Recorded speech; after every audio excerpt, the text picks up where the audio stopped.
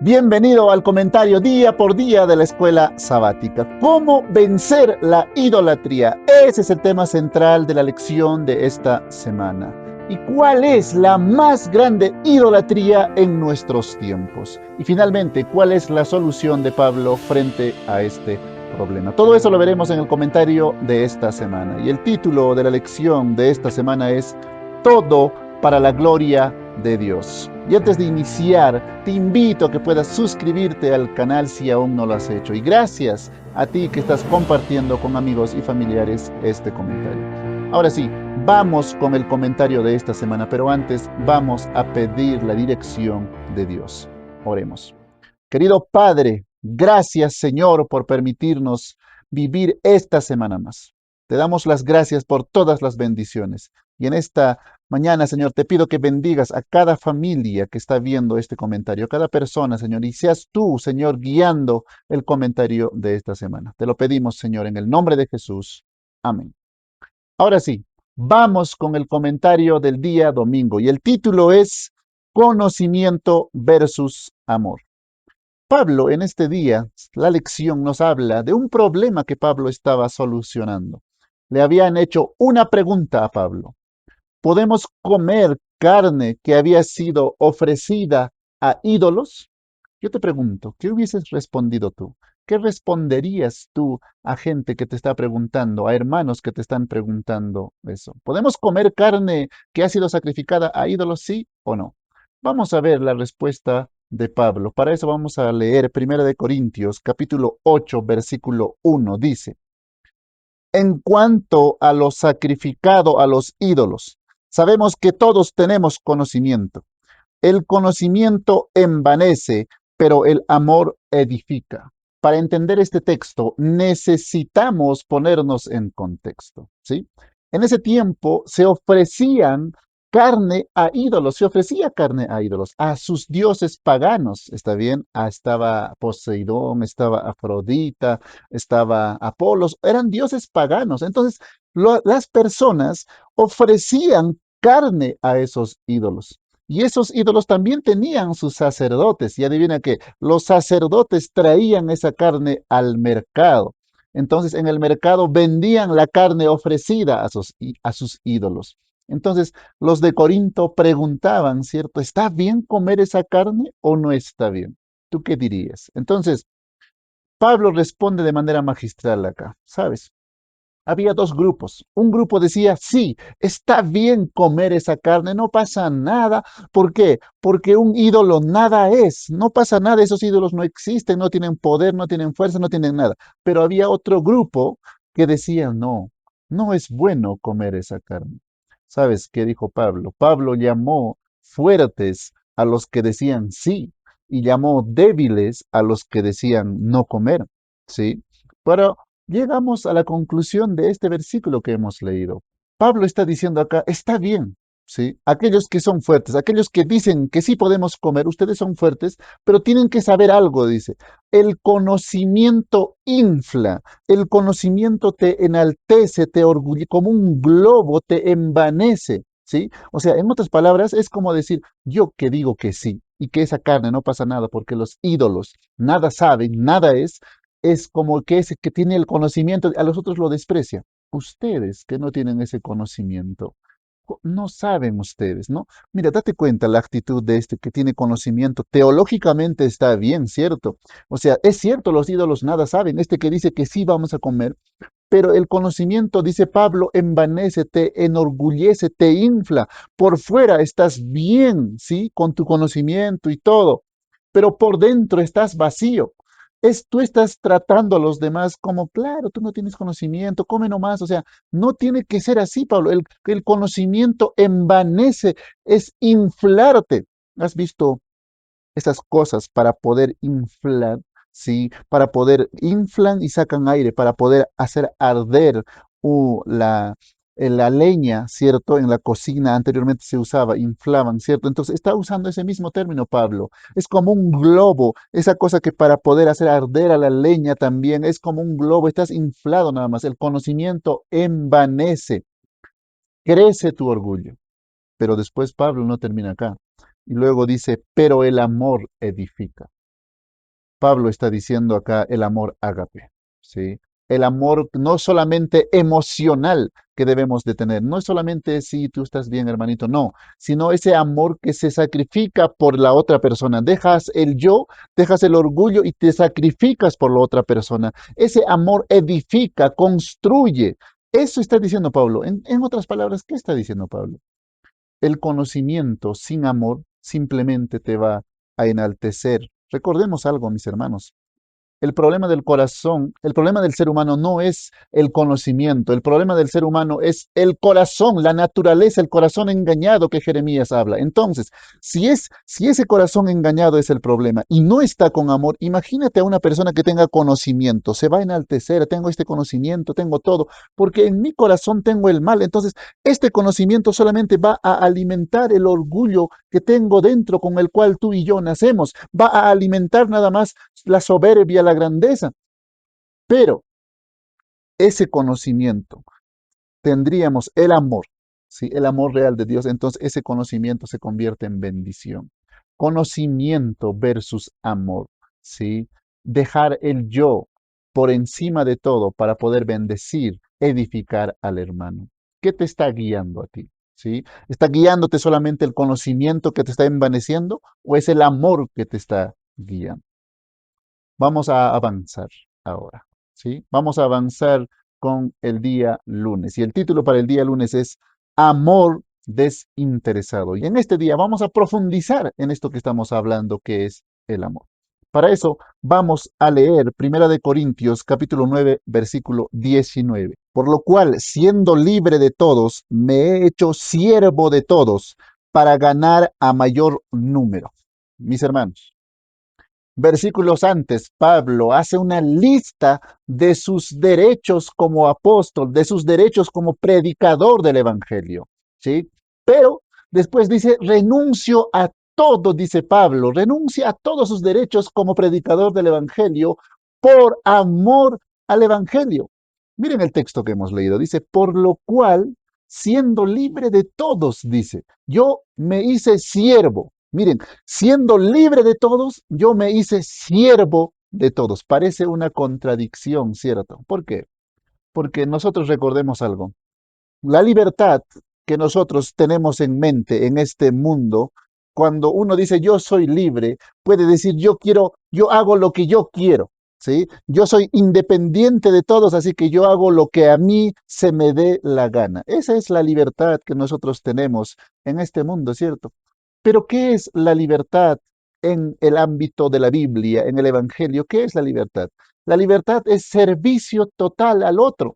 La libertad es hacerte esclavo de Cristo, ¿sí? Recordemos lo que dijo Jesús, ¿cierto? Si quieres, el que quiera hacerse grande entre vosotros será vuestro servidor. ¿Sí? Esa es la libertad en el Evangelio. La libertad acá en el mundo es hacer lo que yo quiero, pero detrás de hacer lo que yo quiero, en realidad esta es una esclavitud, ¿te has dado cuenta? Aquella persona que hace lo que quiere, más en vez de hacer, en vez de que estar libre, se envuelve en una esclavitud. Pero la libertad en la Biblia es servicio total al Evangelio, a Cristo. Vamos a analizar un poco más esto. Dice, miren, Pablo dice, yo soy libre de todos. Y tenemos que entender esto. Pablo era libre económicamente, no dependía de la economía de la iglesia. Tampoco quiero que me den dinero, dijo Pablo más atrás. Pablo no dependía emocionalmente de nadie, no era dependiente emocional de sus hermanos, de nadie. Démonos cuenta de eso. Pablo realmente era libre emocionalmente, económicamente, en todo sentido, era libre de todos, no dependía de nadie. Y siendo libre de todos, yo, dice, voluntariamente, dice, ¿cierto? Porque dice, libre de todos me he hecho, me he hecho siervo de todos, dice. Este siervo significa esclavitud. No está diciendo normalmente, así como lo leemos acá, servir. Él está diciendo, me he hecho esclavo de todos. He entrado en esclavitud por todos, dice. Esto no lo hago por culpa, esto no lo hago porque por ahí tengo culpa. No, no, no, lo hago por una decisión propia que yo hago, que yo tengo, me he hecho esclavo de todos. Y tiene un propósito esto, ¿sí? ¿Para qué? Dice. para ganar al mayor número, dice. O sea, para ganar al mayor número de personas para Cristo. Mis hermanos, vivimos en una contradicción en nuestro mundo. Pensamos que la libertad es hacer lo que yo quiero, cuando la verdadera libertad es servicio a Cristo. ¿Sí? Nuestro corazón quiere hacer las cosas para nosotros. Nuestro corazón quiere lograr metas para nosotros, para mi vida, para mi empresa, mi negocio, todo es para mí. ¿Sí? Pero cuando tú lees la Biblia, no es así, nada tiene que ser para nosotros, pero cuando tú estás viviendo para ti, ni siquiera es libertad, es esclavitud. Esclavitud de tu negocio, esclavitud de tu pareja, si te haces dependiente emocional de tu pareja, es esclavitud. La verdadera libertad es estar al servicio de Cristo. Esa es la verdadera libertad, porque cuando tú estás al servicio de Cristo, estás sirviendo a Dios, hay paz, hay tranquilidad, hay amor. Parece también esclavitud porque las personas del mundo te van a ver qué estás haciendo con tu vida. ¿Sí? Estás solamente en la iglesia, estás solamente ahí orando, estás solamente predicando el evangelio. Sí, parece esclavitud, pero prefiero esta esclavitud a la esclavitud del mundo, porque esta esclavitud del mundo termina en muerte eterna, pero esta libertad que parece esclavitud y también es servicio total a Dios, termina en vida eterna. Si tú vas a seguir pensando en ti, estás siendo esclavo de nuestro corazón engañado, de esa naturaleza que tenemos, porque la naturaleza que tenemos es egoísta, quiere todo para nosotros. Así como un niño no puede prestar un juguete cuando es pequeño y tenemos que enseñarle a compartir. Nosotros grandes somos esclavos también de eso.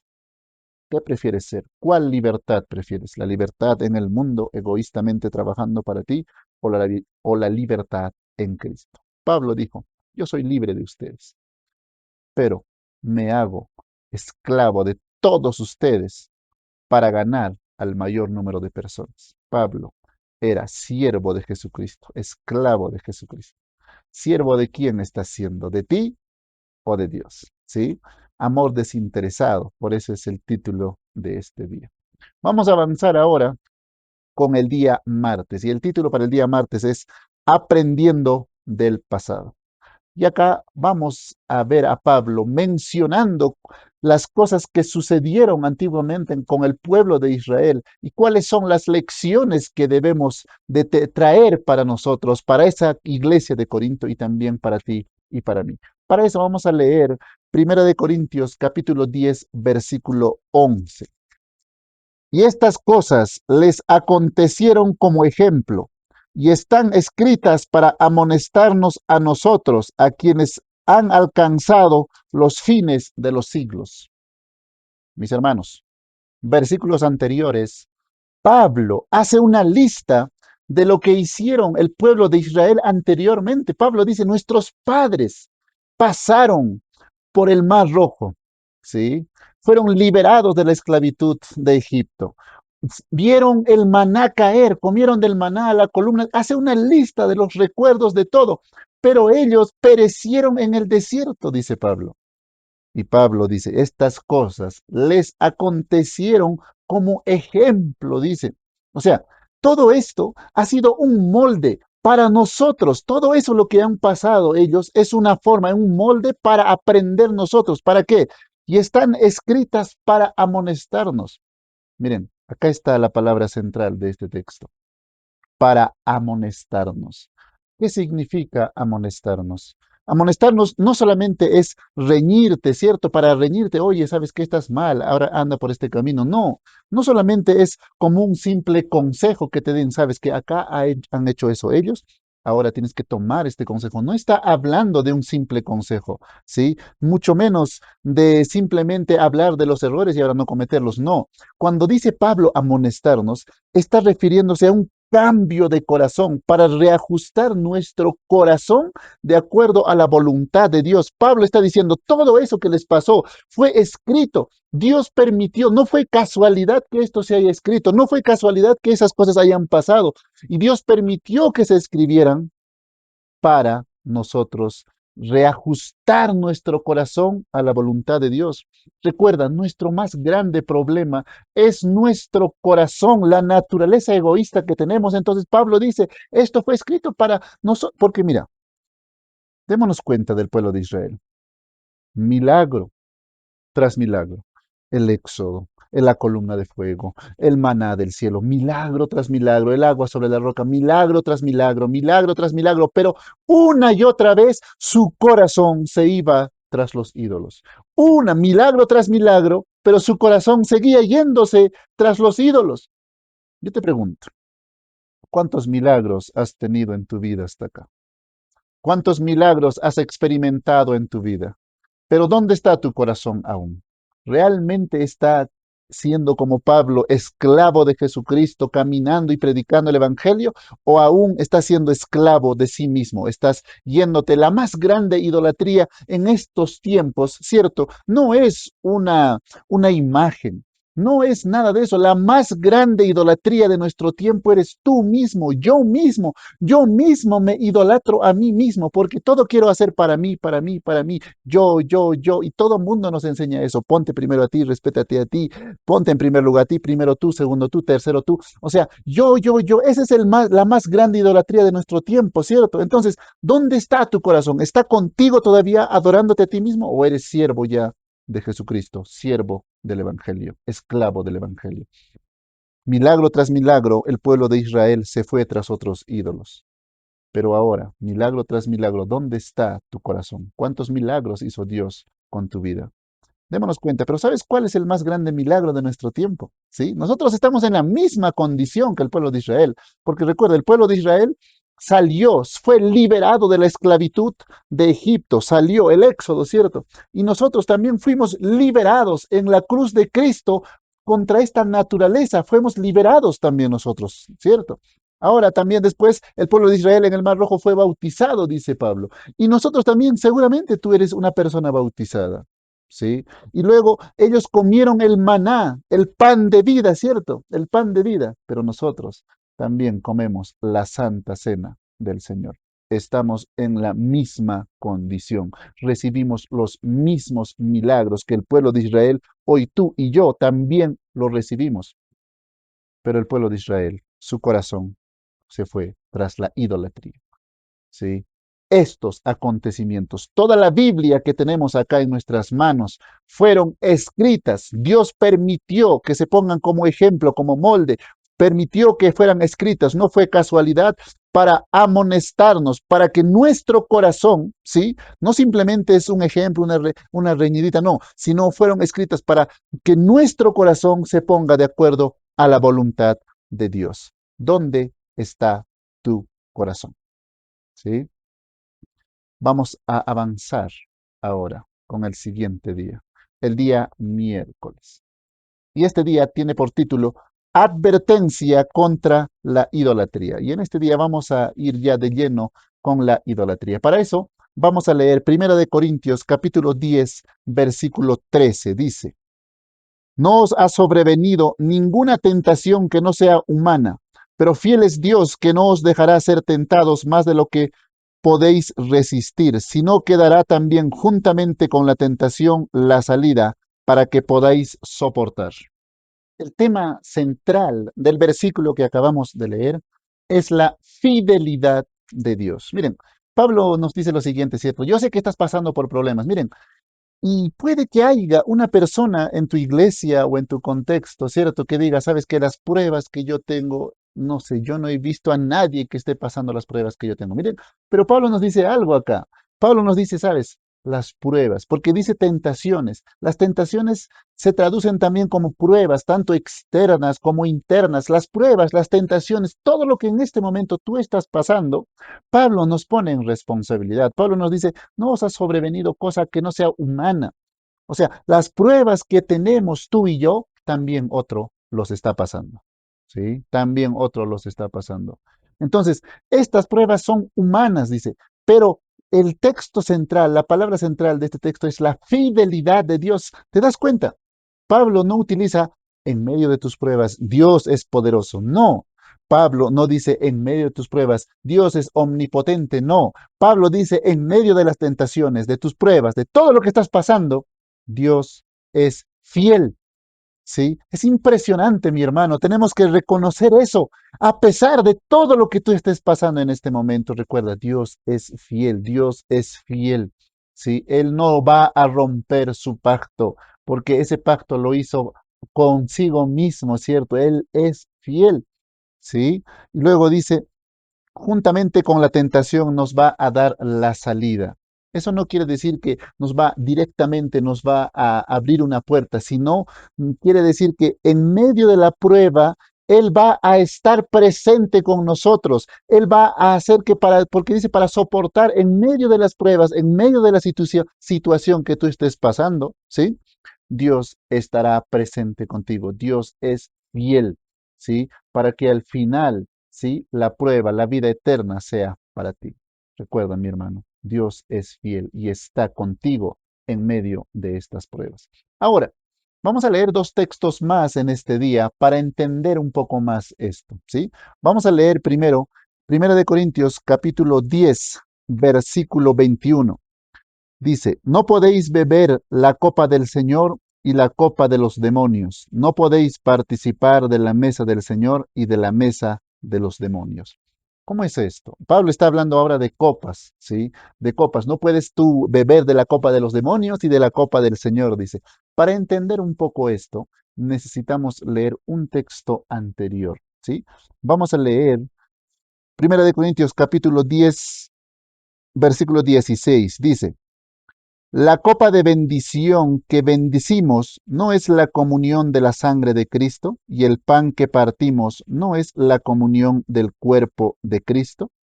Miren, parece algo confuso esto de las copas. Y ahora Pablo dice la copa de bendición que bendecimos no es la comunión de la sangre de Cristo. Miren, para entender este texto, ¿sí? Ponte atento, ¿sí? Tenemos que entender lo que sucedía en la Pascua. En la Pascua, el pueblo judío, ¿sí? En ese momento de las fiestas de Pascua, había cuatro copas que se tomaban, ¿sí?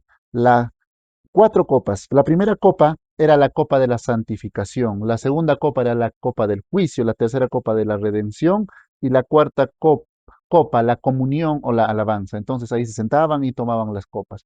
Entonces, en la tercera copa de la redención, ¿sí? En el de la redención, el Padre, ¿sí? Se levantaba, ahí se levantaba y empezaba a bendecirlo, a recordar lo del éxodo, la liberación del pueblo del éxodo, de la esclavitud, empezaba a recordar la redención. Ahora, quiero que tengas en cuenta, aclarar una cosa. ¿Te recuerdas en la Santa Cena del Señor?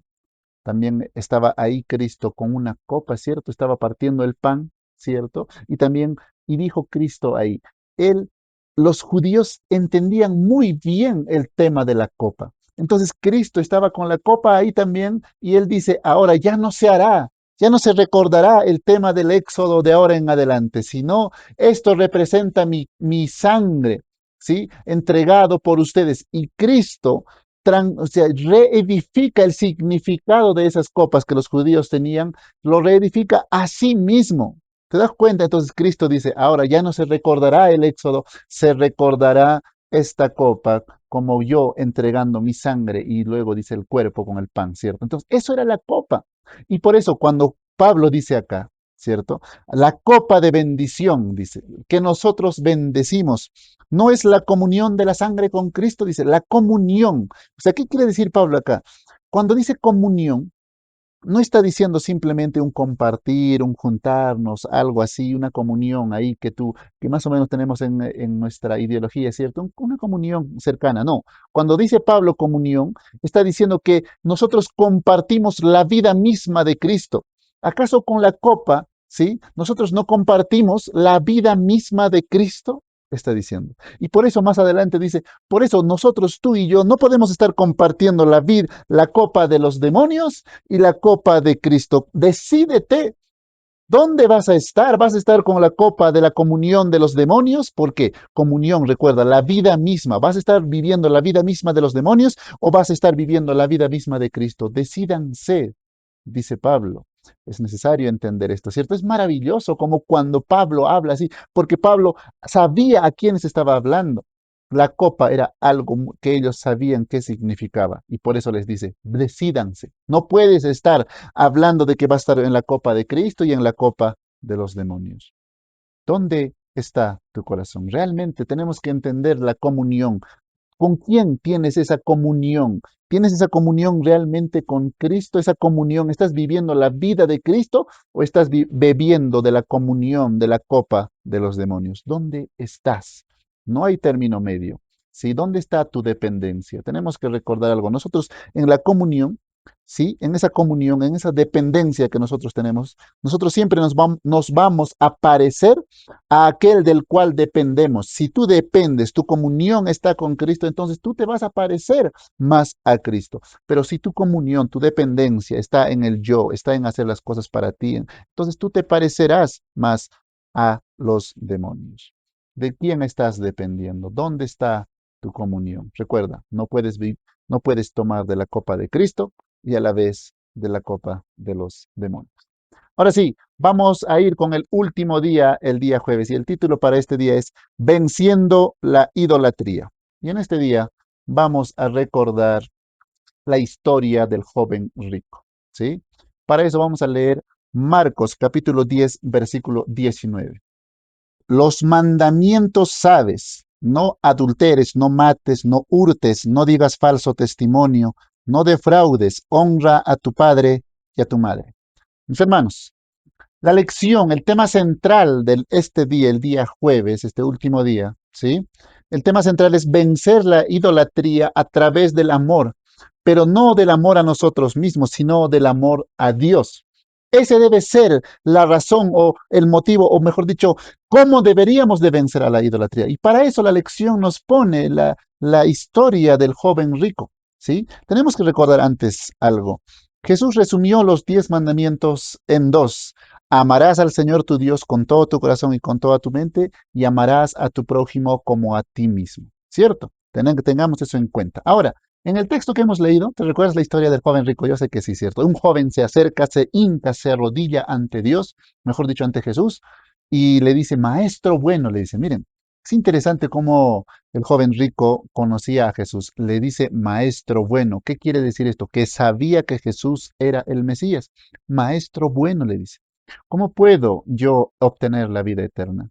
Entonces Jesús le menciona, si te das cuenta, los mandamientos de la primera tabla o de la segunda tabla. ¿Le menciona los mandamientos del amarás al Señor tu Dios con todo tu corazón o le menciona los mandamientos del amarás a tu prójimo como a ti mismo? Si nos damos cuenta, si lo vuelves a leer, solamente son mandamientos de la segunda tabla. No robarás, no hurtarás y todo eso. No le menciona nada, ¿sí? De la primera tabla, del no tendrás dioses ajenos, nada de eso, ¿sí? Entonces, y el joven rico le responde, todo eso ya lo cumplí desde mi niñez. O sea, todo esto de la segunda tabla, amar al prójimo como a ti mismo, él ya lo cumplía, ¿cierto?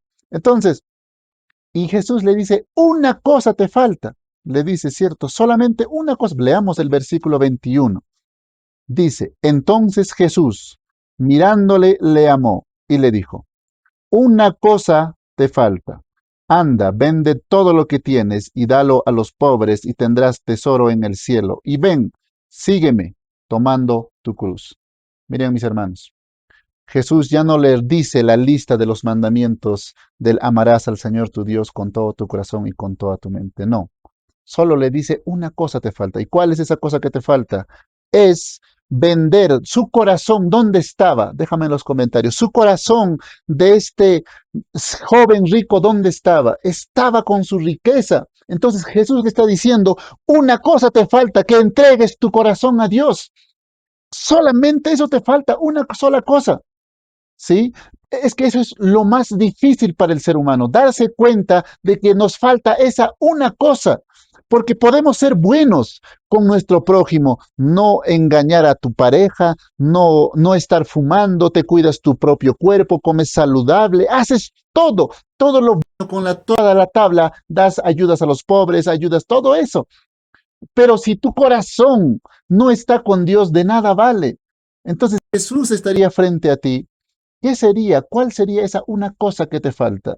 ¿Por qué? Porque nuestro corazón puede estar con nuestra pareja, ¿sí? Tú amas tanto a tu pareja que le eres fiel a tu pareja, pero no le eres fiel a Dios. Quizás tu corazón está con tus hijos, ¿sí? Quizás tu corazón, ¿te recuerdas cuando Jesús dijo, cierto, aquel que no repudia a su mamá, a su papá, a sus hijos o hijas, no es digno de mí? Date cuenta, nuestro corazón podemos estar cumpliendo la segunda tabla, los mandamientos al prójimo, pero si no cumplimos este mandamiento del amarás al Señor tu Dios con todo tu corazón y con toda tu mente, o sea, con todo tu ser, entonces no estamos, cuando Cristo venga nos dirá, no os conozco, ¿quién eres? ¿Verdad, mis hermanos? Es muy triste esto. Por eso, pero acá el joven rico no, no pudo soltar ese corazón. Su corazón estaba con las riquezas, ¿sí? Y de ahí se fue triste porque tenía muchas riquezas. ¿Dónde está tu corazón realmente? ¿Dónde realmente tienes? ¿Qué es esa una cosa que te falta para realmente entregar, amar al Señor? Porque una vez que amamos a Dios con todo, va a ser muy, vamos a amar a nuestro prójimo con el amor de Dios, ¿sí? Porque recuerda, nosotros ni amor tenemos, en el fondo solo somos malos, entonces tenemos que amar a las personas con el amor de Dios. Y ahora, para cerrar este día y este comentario, vamos a leer Primera de Corintios, capítulo 10, versículo 31. Dice, si pues coméis o bebéis o hacéis otra cosa, hacedlo todo para la gloria de Dios. Este es el texto de memoria para esta semana. Miren, Pablo inicia con la comida y la bebida. ¿Se recuerdan, mis hermanos? Pablo, al inicio de esta lección estábamos hablando si le estaban preguntando si deberían comer esta carne porque ha sido ofrecida a los ídolos o no deberían de comer. Unos decían que sí, unos decían que no. Pero Pablo responde acá, termina este capítulo diciendo, ¿sabes? Si van a comer o beber, si háganlo para la gloria de Dios acá. Entonces, lo que está diciendo Pablo acá ya no, la pregunta ya no es si debemos de comer o no debemos de comer. La pregunta es si eso manifiesta el carácter de Dios. Porque cuando decimos gloria, para los hebreos, ¿sí? Significaba tener peso, tener importancia, tener seguridad. O sea, en otras palabras, Pablo está diciendo, haz que tu vida manifieste el verdadero valor de Dios. O sea, hasta en lo más mínimo, hasta en la comida tenemos que glorificar a Dios. Mis hermanos, la carne siempre va a querer glorificarse a sí mismo. Démonos cuenta, mis hermanos, acá Pablo no dice que comas para tu salud, no dice que comas para tu reputación, que hagas algo para tu reputación, para tu ministerio. Pablo dice, hazlo todo para la gloria de Dios. Tenemos que sacarnos del centro. El problema es ese, ¿cierto? La más grande idolatría de nuestro tiempo es el yo, nosotros mismos. Tenemos que sacarnos del centro. Nosotros no somos el centro del universo. El centro de nuestra vida tiene que ser Dios. Y si Dios es el centro de nuestra vida, entonces todo lo haremos para la gloria de Dios. Pero si sacamos a Dios a un lado y nosotros nos ponemos en el centro, entonces todo lo haremos para mí, para mi beneficio, para mis metas, mis sueños, mis objetivos. Pero nosotros tenemos que salir del centro y Dios tiene que ocupar ese centro y hacerlo todo para la gloria de Dios. Te mando un fuerte abrazo. Nos vemos la siguiente semana en un nuevo comentario, día por día, de la Escuela Sabática. Bendiciones.